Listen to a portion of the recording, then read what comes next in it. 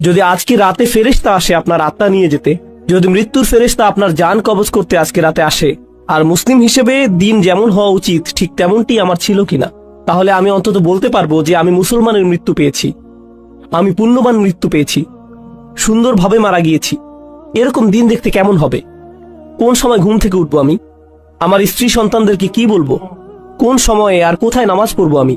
হয়তো আমি অফিসেও যাব সেদিন, কিন্তু সেখানে আমার আচরণ কেমন হবে? সেক্রেটারির সাথে কিভাবে কথা বলবো? আমার চোখ কোথায় থাকবে? আমি কম্পিউটারে কি দেখব?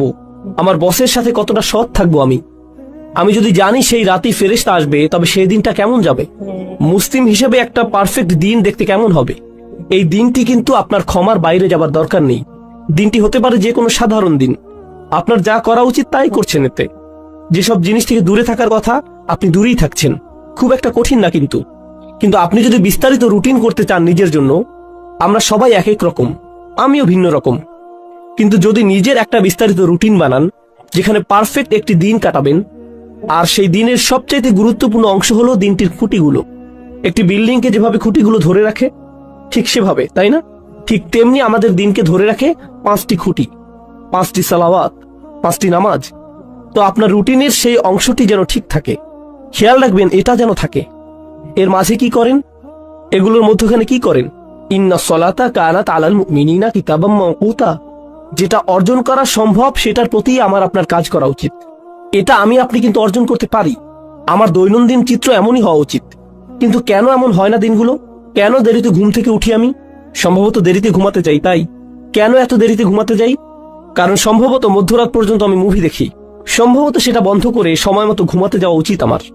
কেন দোয়া করার সময় আমার কখনো কান্না আসে না? সম্ভবত আমি অনেকদিন যাবত আল্লাহর ঘরে যাইনি, তার কাছে যাইনি। শুধুমাত্র সেখানে যাই জুমার সময়, তাও আবার যখন তা একেবারে শেষের দিকে, যেন আবার নিজের জীবনে ছুটে যেতে পারি। কেন প্রত্যেকবার সালাতে যখন সিজদায় যাই উঠে দাঁড়ানোর জন্য ছটফট করি? যেমন সুবহানা রাব্বিয়াল আযীম, সুবহানা রাব্বিয়াল আলা, যেন এমনটা এতই তাড়াতাড়ি বলি আমি, কারণ আমার সেখানে বেশিক্ষণ থাকতে ইচ্ছে হয় না। আমার তো অনেক কাজ আছে, আমার জরুরি কাজ শেষ করতে হবে, তাই না? আল্লাহর সামনে নিজের মাথা নিচু করার চাইতে জরুরি আর কি হতে পারে? আমি বুঝি না আমরা কিভাবে নিজেদের বুঝ দিতে পারি এটা নিয়ে। সেই একটি জিনিস যা আল্লাহ তাকে করতে বলেছিলেন, সেই একটি জিনিস যা সে করতে অস্বীকার করেছিল, এই একটি জিনিস আমাদের তিনি প্রতিদিন করতে বলেছেন। আর আমরা যদি করিও সেটা যেন কৌতুক, কোন রকম করে দৌড়। এটা তো কিছুই না। কি এটা? সিজদা। এজন্যই আপনার উচিত দিনের রুটিন বানানো। এখন আয়াতটি শুনুন। ইন্নামাত তাওবাতু আলাল্লাহ। তাওবা শুধুমাত্র আল্লাহর জিম্মাদারিতে। আল্লাহ যে শব্দটি বলেছেন ইন্নামা কালিমাতাল হাসাল বিহাদিহিল আয়াহ, এই শব্দের মানে কি? এর মানে হলো আল্লাহ যা বলবেন এখন তা হলো একটি বিশেষ চুক্তি, শুধুমাত্র নির্দিষ্ট কিছু ব্যক্তির উপর কার্যকর করা হবে, সবার জন্য এটা না। এটা শুধুই তাদের জন্য যাদের বর্ণনা এখন দেয়া হবে। তিনি বলছেন আল্লাহ, কিছুই আল্লাহর উপর বাধ্যতামূলক নয়। আল্লাহ কিছুই করতে বাধ্য নন, শুধুমাত্র যা নিজের উপর বাধ্যতামূলক করেন সেগুলো ছাড়া। তিনি বলছেন আল্লাহ, আল্লাহর উপর এটা বাধ্যতামূলক যে তিনি নির্দিষ্ট ব্যক্তিদের তাওবা কবুল করবেন। আল্লাহ কিছু মানুষের তাওবা কবুল করাকে নিজের উপর আবশ্যক করে নিয়েছেন। কারা এই লোক? লিল্লাযীনা ইয়ামালুনা সুআ বিজাহালাতিন, সেই লোক যারা পাপ করে। এখানে আমি সাধারণ অনুবাদ করে দিচ্ছি, যারা পাপ করে। আল্লাহ মাত্রই বললেন তিনি নিজের জন্য যারা পাপ করে তাদের ক্ষমা করা বাধ্যতামূলক করে নিয়েছেন। তিনি কিন্তু আরো বলেছেন, চলুন দেখি এই লোকগুলো কারা। আর সেটার আগে ইয়ামালুন শব্দের প্রতি একটু মনোযোগ আকর্ষণ করছি। ইয়াফআলুন শব্দের তুলনায় আরবি ভাষায় কিছু করা বোঝাতে 2টি শব্দ আছে, ইয়াসনাউনও আছে। এগুলো সবই কিছু করা বোঝাতে ব্যবহৃত হয়। ইয়ামালুন মানে হলো আপনার উদ্দেশ্য ছিল। এমন না যে আপনার ভুল হয়েছে, বরং আপনি করেছেন, আপনি জানতেন কি করছেন, আপনি ভুল করেছেন। এটা এমন না যে আপনি কিছু একটা বলে ফেললেন কিন্তু বলার সময় খেয়াল ছিল না যে ভুল করছেন, সেটা উদ্দেশ্যহীন ভাবে। আমি উদ্দেশ্যের কথা বলছি, এটা কোনো ভুল নয়। তওবার প্রথম ধাপ হচ্ছে আমাকে আপনাকে অন্তত স্বীকার করে নিতে হবে যে পাপ করেছি। অজুহাতের পেছনে লুকানো বন্ধ করতে হবে।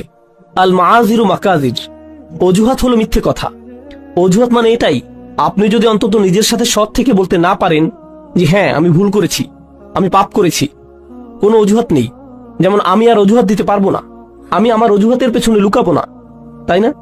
প্রত্যেকবার কোনো ভুল হয়ে গেলে শয়তান এসে বলে না না এটা তোমার দোষ না, সমাজের দোষ। তুমি অনেক চাপের মাঝে ছিলে, তুমি অনেক চাপের মধ্যে ছিলে, তুমি তখন খুবই রেগেছিলে, তোমার বন্ধুর দোষ ওটা, অমুকের দোষ সেটা, তারা তোমাকে বাধ্য করেছে, সে তোমাকে বাধ্য করেছে, এজন্যই এমনটা হয়েছে, খুবই গরম ছিল সেদিন, খুবই ঠান্ডা ছিল সেই দিন। সুবহানাল্লাহ, কত অজুহাত চলে আসবে আপনার ভেতর। আর যেটা করবেন না তা হলো নিজের ভুল স্বীকার করা।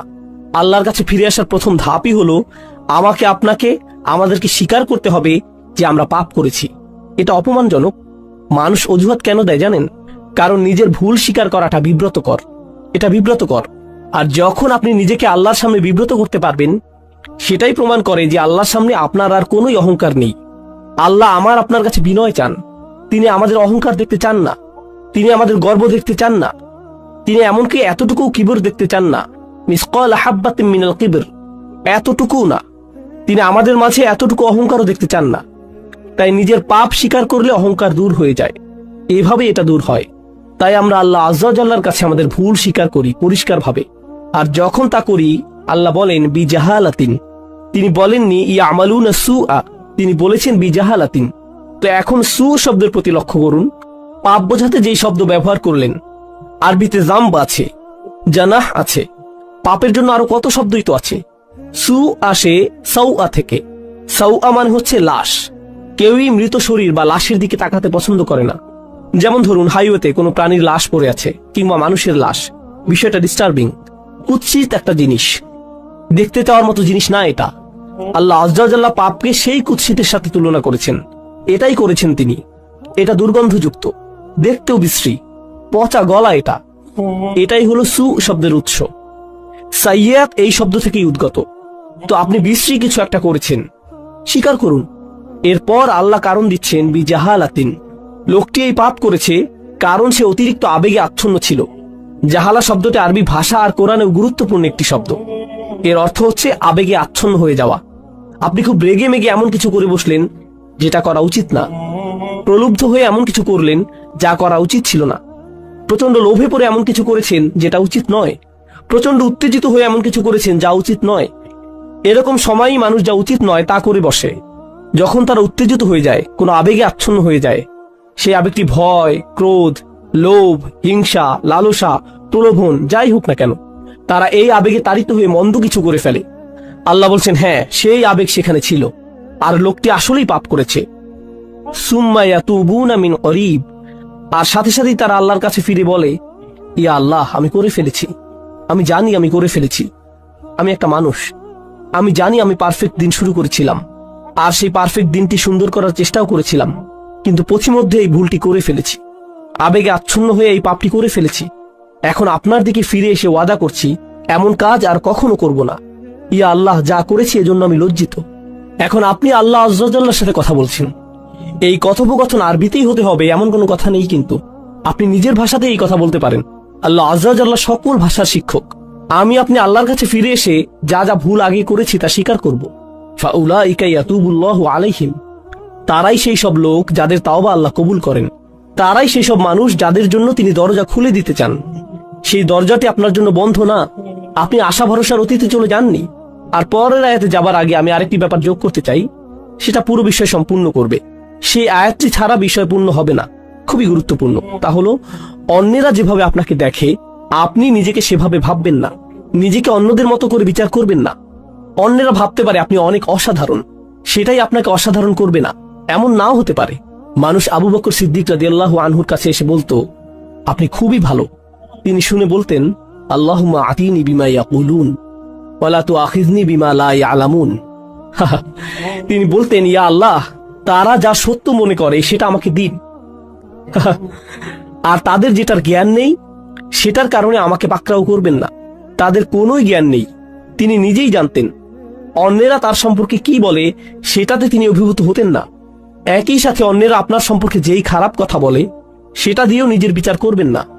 আপনি খুব খারাপ, আপনি দুর্নীতিগ্রস্ত, আপনি মুনাফিক, আপনি মিথ্যুক, আপনি ভণ্ড, আপনি অভদ্র, আপনি জাহান্নামে যাবেন, ইত্যাদি ইত্যাদি ইত্যাদি ইত্যাদি। এগুলোর কোনোই অর্থ নেই। মানুষ আপনাকে চেনে না, আল্লাহ জানেন। মানুষ যদি বলে আপনি কোনো কাজের না, আপনাকে দিয়ে কিছুই হবে না, ইত্যাদি ইত্যাদি, এর মানে এই নয় যে আল্লাহ আপনার সম্পর্কে সেটাই ঠিক করেছেন। ঠিক যেভাবে মানুষের প্রশংসা আপনাকে ভালো মানুষ বানায় না, তেমনি মানুষের নিন্দাও আপনাকে মন্দ লোক বানিয়ে দেয় না। সেটার সিদ্ধান্ত শুধু আল্লাহরই কাছে, আর কারো নয়। সেটা শুধু আপনার আর আল্লাহর মধ্যেই। আপনার সম্পর্কে মানুষের মন্তব্য যেন আল্লাহর সাথে সম্পর্ক নষ্ট না করে দেয়। তারা আল্লাহর কাছ থেকে তথ্য নিয়ে আপনার ব্যাপারে মন্তব্য করেনি, তাদের সেই তথ্য নেই, শুধু তার কাছেই আছে। তিনি বলছেন, শুধু এই লোকগুলোর তওবাই আমি কবুল করব। আল্লাহ আমাদের সবাইকে তাদের অন্তর্ভুক্ত করুন। এর পরের আয়াতে বলছেন, এই লোকগুলো থেকে আমি তওবা কবুল করব না। পরিষ্কার করে বলছি, আমি চাই তোমরা তওবাকারীদের মধ্যে অন্তর্ভুক্ত হও। এই লোকগুলোকে আমি গ্রহণ করব, কিন্তু এদেরকে আমি গ্রহণ করব না।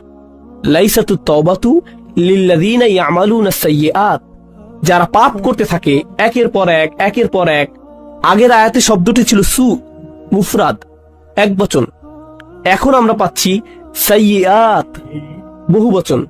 এর মানে হচ্ছে সে বারবার গুনাহ করে আর বলে, আরে আস্তাগফিরুল্লাহ, করা উচিত ছিল না, কিন্তু কালকে আবার করব, এরপর আবার আস্তাগফিরুল্লাহ বলবো, সমস্যা নেই। তারা নিজেদের পাপের প্রতি আসক্ত না, বারবার বারবার তারা করতেই থাকে না। নিজেদের বলে না তাওবার দরজা তো খোলাই আছে, আমি আরেকটু মজা করে নিতে পারি। এটা আসলে হলো খ্রিস্টান মানসিকতা। আমি রবিবার যে ক্ষমা চেয়ে নেব, পুরো সপ্তাহ পার্টি করে নেই, তাই না? এরপর রবিবার আবার যে খাতা পরিষ্কার করে আসবো। এভাবে আমাদের দিন চলে না। আল্লাহ নিশ্চিত করেছেন যেন আমরা তার দিন নিয়ে এভাবে খেলা না করি। তাই তিনি বলছেন, যেসব মানুষ বারবার গুনাহ করে, বারবার ফিরে যায়, এই চিন্তা করে যে ক্ষমা চাইবে আর সব ঠিক হয়ে যাবে, এমনটা গ্রহণযোগ্য নয়। এভাবে আল্লাহ আয্যা ওয়া জাল্লার সাথে খেলা করা যাবে না। ওয়ালাইসাতিত তাওবাতু লিল্লাযীনা ইয়ামালুনাস সাইয়্যাত হাত্তা ইযা হাদারা আহাদুহুমুল মাউত, অবশেষে তাদের কারো মৃত্যু চলে আসে। ক্বালা ইন্নী তুবতুল আন, আমি আসলেই তওবা করছি, এই শেষ, আর কখনো করব না। একবার আমি প্লেনে যাচ্ছিলাম, আর সাধারণত যখন প্লেনে চড়ি আমি ঘুমিয়ে যাই। তো আমি যাচ্ছি আর আমার আশেপাশে দেখছি মানুষজন তাদের আইপডে অথবা আইপ্যাডে বা তাদের ল্যাপটপে বসে মুভি দেখছে, অথবা তাস খেলছে, গান শুনছে, প্লেনে বসে মাথা দুলাচ্ছে, তাই না? তো ঘুম ভেঙে দেখি প্লেন হঠাৎ 50 ফিটের মতো নেমে গেছে, কেবিনের প্রেসার বদলে গেল, মালাকুল মউতের কাপগুলো নেমে এলো, তাই না? তখন আশেপাশে সবাইকে কি করতে দেখেন? সবাই দোয়া করছে, একেবারে সবাই। ও আল্লাহ, আমি সরি, আমি সরি, আমি সরি। সবাই এমন করছে। কি ধর্ম সেটা আসে যায় না, সবাই দোয়া করছে। এরপর ক্যাপ্টেন ক্ষমা চাইলো, কাপগুলো উপরে উঠে এলো, প্লেন আবার স্থির হলো। এরপর কি হয় বলুন তো? প্লে বাটন আবার চাপ দেয়। আর অসাধারণ সিন দেখছিলাম তো আমি। আবার তারা স্বাভাবিক হয়ে যায়। এটাই হলো আল্লাহ আয্যা ওয়া জাল্লার সাথে ক্রিয়া কৌতুক। মৃত্যু যখন চলে আসে তখন তারা ক্ষমা প্রার্থনা করতে থাকে, ইন্নী তুবতুল আন ওয়ালাল্লাযীনা ইয়ামুতুনা ওয়া হুম কুফফার। কিংবা তারাও না যারা অবিশ্বাসী অবস্থায় মারা যায়, মানে যারা তাওবা নিয়ে খেলা করে আর যারা কুফফার অবিশ্বাসী অবস্থায় মারা যায়, আল্লাহর কাছে দুটোই সমান। তিনি তাদের একই আয়াতে ফেলেছেন, একইভাবে বিচার করছেন তাদের। আমি তাদের তওবা কবুল করব না যারা অবিশ্বাসী অবস্থায় মারা যায়, আর আমি তাদেরও ক্ষমা করব না যারা বারবার পাপ করতেই থাকে, মনে করে যে খেলা করছে। তারা বারবার করতেই থাকে, শুধুমাত্র তারা মনে করে যে তারা পার পেয়ে যাবে, কিন্তু এমনটা হবে না। উলাইকা আ'তাদনা লাহুম আযাবান আলীম, তারাই সেই সব মানুষ যাদের জন্য কষ্টকর শাস্তি প্রস্তুত করেছি। আল্লাহর সাথে আমাদের আচরণ হবে প্রথমত নিজের ভুল স্বীকার করা, দ্বিতীয় ধাপ আল্লাহর দিকে ফিরে যেয়ে তার কাছে পাপ থেকে বের হবার দোয়া করা, আর তিনি সেটা করবেন। আপনি বলবেন না যে গুনাহটি আমার থেকে বেশি শক্তিশালী, কারণ আল্লাহ বলছেন, লা ইউকাল্লিফুল্লাহু নাফসান ইল্লা উসআহা। আল্লাহ কারো উপরই সাধ্যাতীত বোঝা চাপিয়ে দেন না। আপনি সামলাতে পারবেন বলেই আপনাকে মানুষ হিসেবে বানানো হয়েছে। আপনি আপনার পাপের চাইতে শক্তিশালী, আল্লাহ আয্যা ওয়া জাল্লা সেটা জানেন।